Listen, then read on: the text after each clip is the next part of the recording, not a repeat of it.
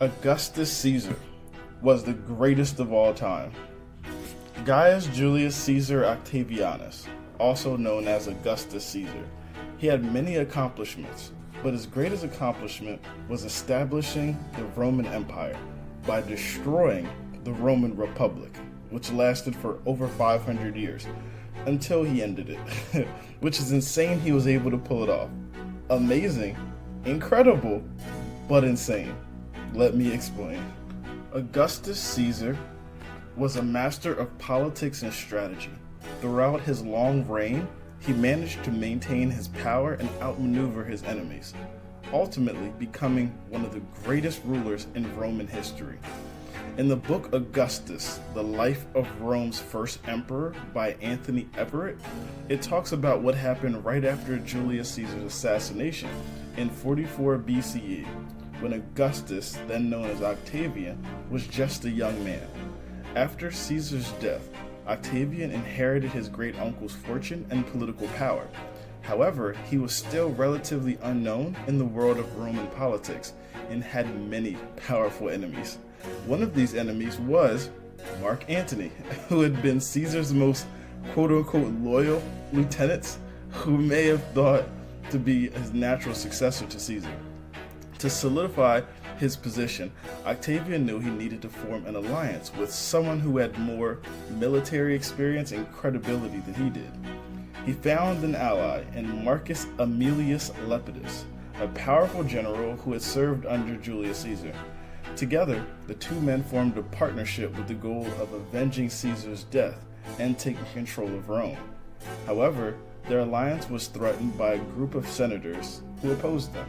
The senators were led by Cicero, a brilliant orator and political strategist himself. Cicero saw Octavian and Lepidus as upstarts who threatened the established order of Roman politics. To counter Cicero's opposition, Octavian came up with a clever plan. He publicly declared that he was renouncing all of his political power and retiring from public life. This move was designed to make Cicero and his allies believe that Octavian was weak and wasn't a threat. However, it was all just a ruse. In reality, Octavian was using this time to solidify his alliance with Lepidus and build up his army. When the time was right, Octavian emerged from retirement and then led his army to victory over Cicero's forces. Next came a time for Augustus to rule completely. This was a time of great peace and prosperity in the era of Roman Empire, based on all accounts in one of my favorite books, Augustus, First Emperor of Rome by Adrian Goldsworthy. After defeating Antony and his lover Cleopatra at the Battle of Actium in 31 BCE, Augustus returned to Rome as the undisputed ruler of the empire. However, he faced many challenges in the years that followed. One of his biggest challenges was dealing with the legacy of his great-uncle Julius Caesar, whose assassination set off a chain of events that ultimately led to Augustus becoming the emperor.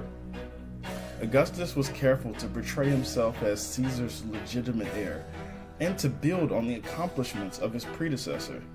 But he also needed to distance himself from Caesar's tyrannical reputation. Augustus was also faced with the challenge of maintaining stability in a rapidly growing empire. He created a series of reforms and policies designed to promote peace throughout the empire, including a new legal system and a comprehensive census. Another key aspect of Augustus' reigns was his effort to promote Roman culture and identity. He commissioned many great works in art and architecture, including the famous Mausoleum of Augustus. He also encouraged the study of literature and philosophy, and he was a patron of many great writers and thinkers of his time. One interesting person who played a significant role in Octavian's life is his closest friend and advisor, Marcus Vipsanius Agrippa. Agrippa was mentioned frequently in the book Augustus, The Life of Rome's First Emperor. Agrippa and Octavian first met when they were both young men, and they quickly formed a strong bond that lasted throughout their lives. Agrippa was a skilled military commander, and he served as Octavian's chief lieutenant in many of his most important battles. Together, the two men were able to defeat their enemies and establish Octavian as the undisputed ruler in the Roman Empire. Agrippa was also a gifted administrator and builder. He oversaw the construction of many great works of architecture, including the Pantheon and the Aqua Julia aqueducts. He was also responsible for many reforms and policies that helped make the Roman Empire more efficient and prosperous.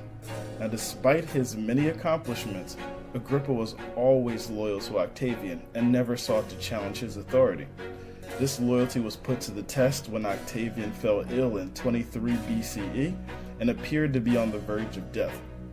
Agrippa rallied the troops and helped to maintain the stability in the empire during this uncertain time, ultimately ensuring that Octavian's reign continued without interruption. Agrippa remained one of Octavian's closest advisors until his death in 12 BCE.